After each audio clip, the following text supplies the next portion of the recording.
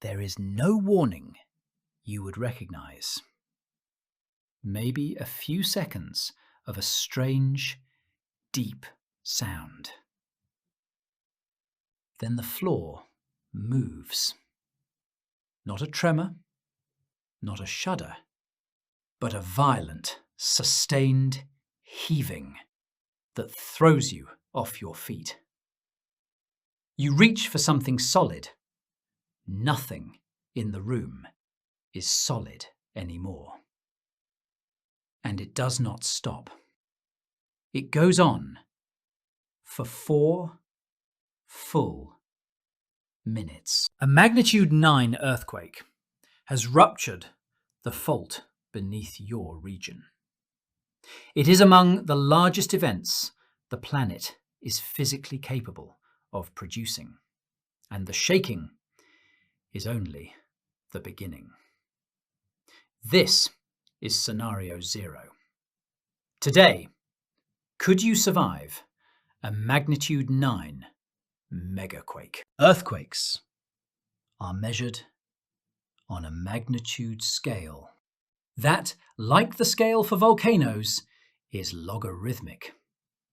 Each whole number represents roughly 32 times more released energy than the number below it. This means the difference between a magnitude 6 and a magnitude 9 is not 3 steps.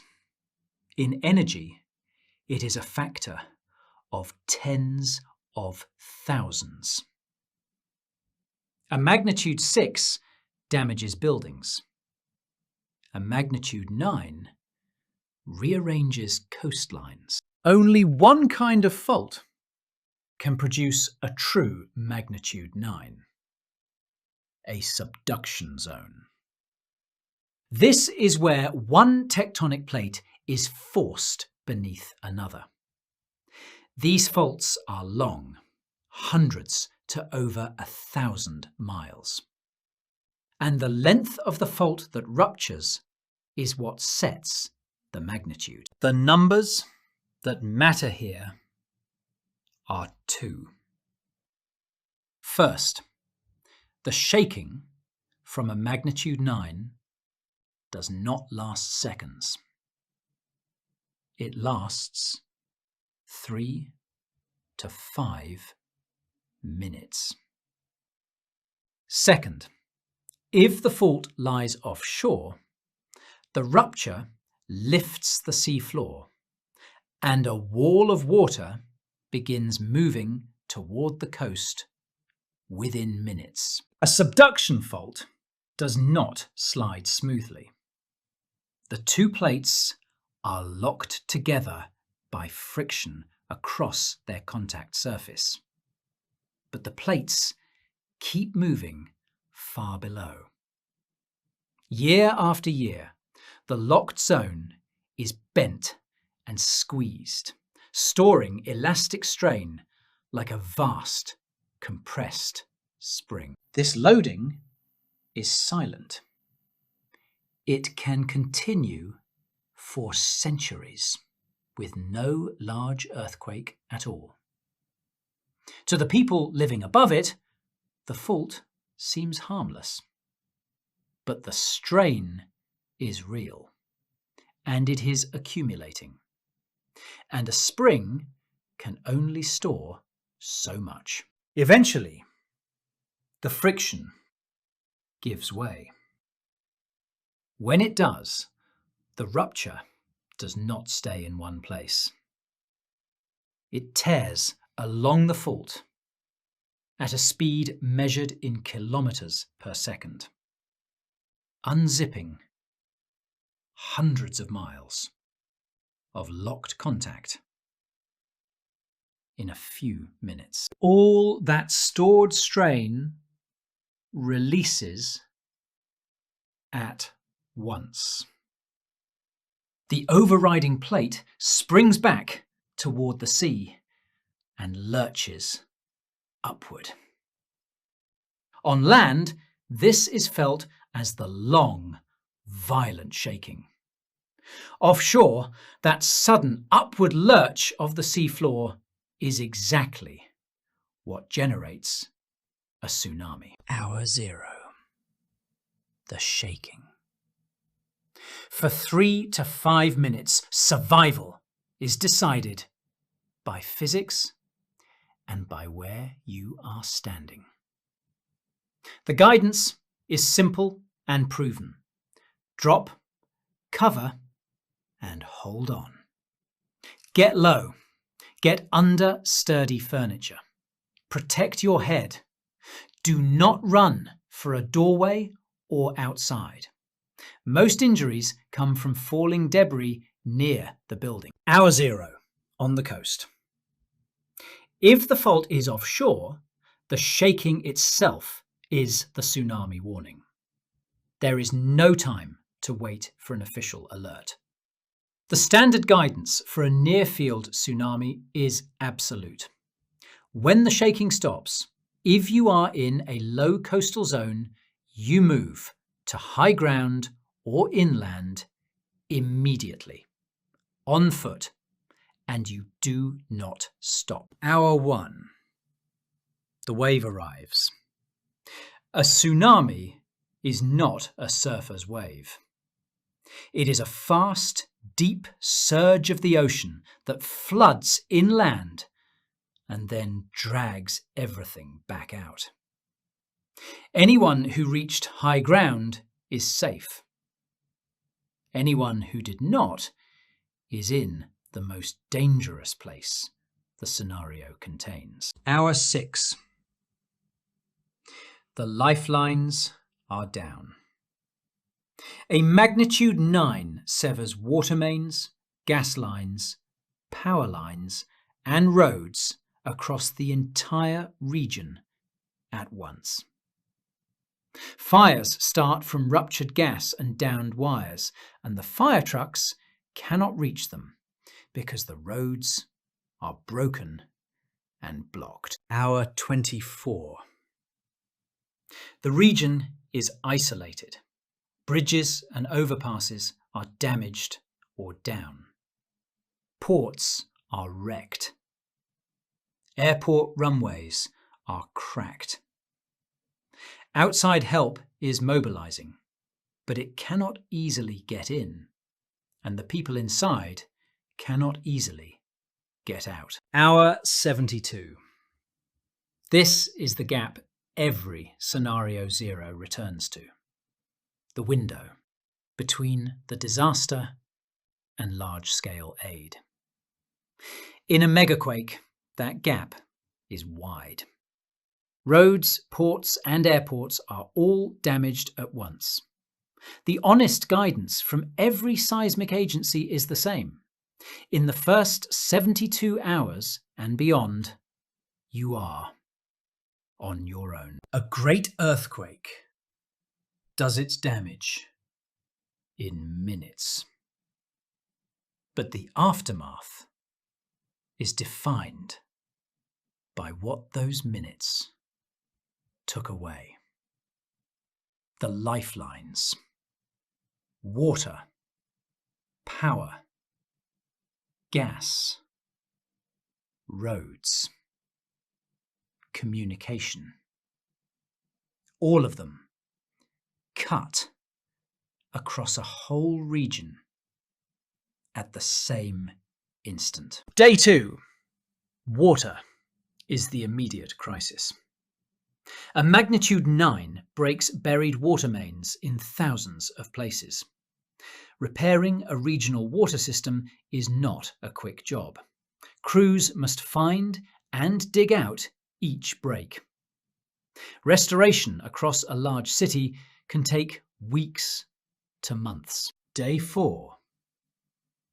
Aftershocks are relentless. A magnitude 9 is followed by thousands of aftershocks, some of them large earthquakes in their own right. Buildings weakened by the main shock can collapse in an aftershock. This is why survivors sleep outdoors or in open space for weeks. Day 5.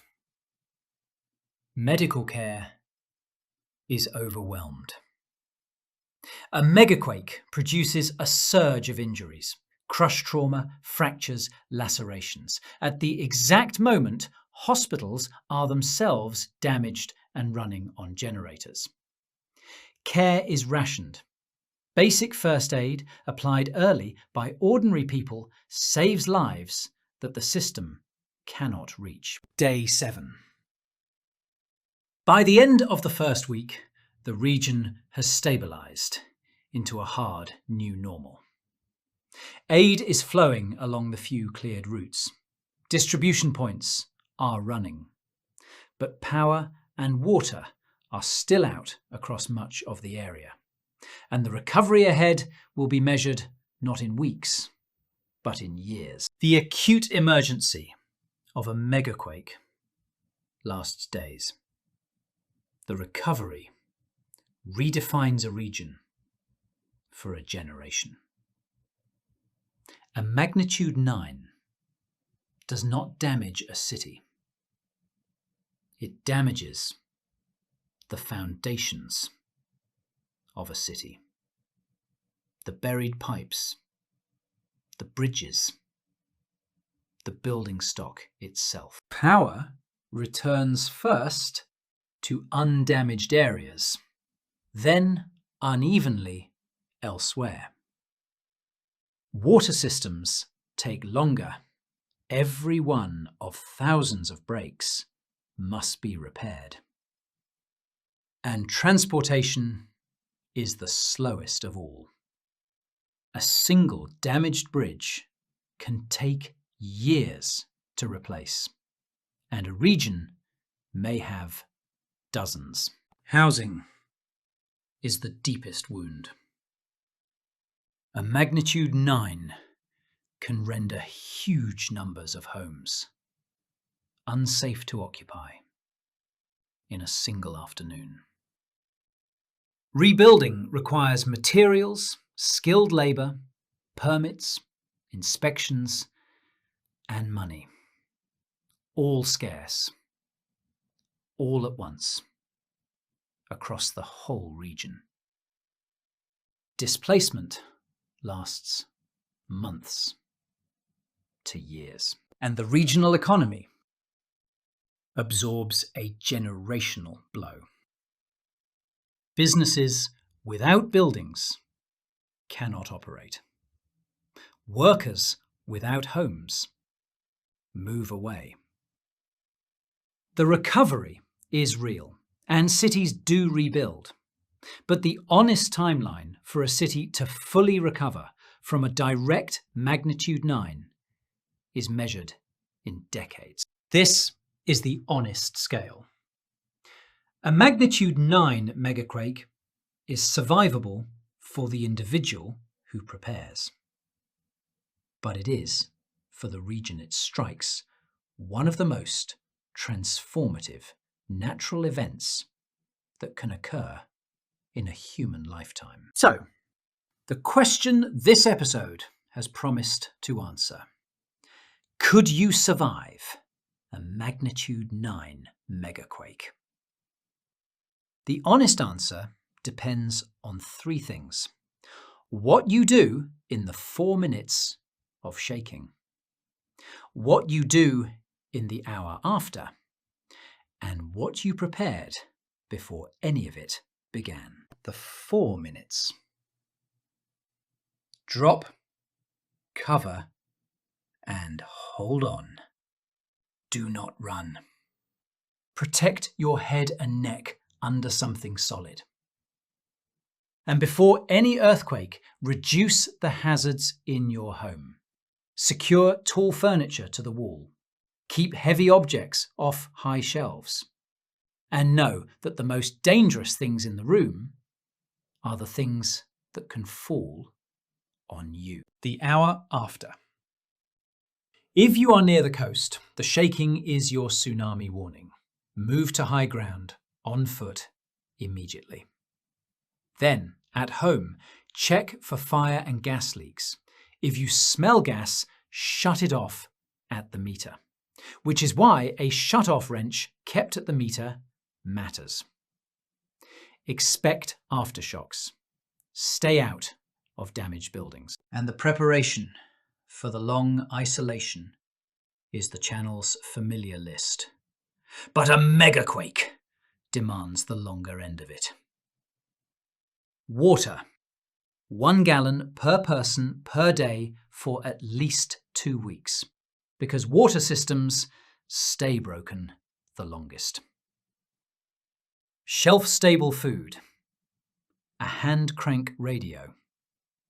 Flashlights and stored batteries. A full first aid kit and the training to use it. A long supply of essential medication. Cash in small bills.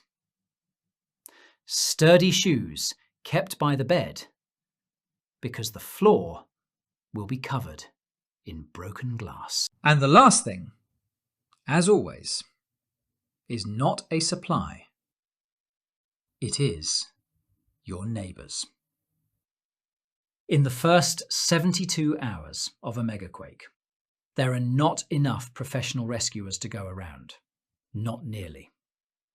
The people pulled alive from damaged buildings are overwhelmingly pulled out by the people who were already nearby.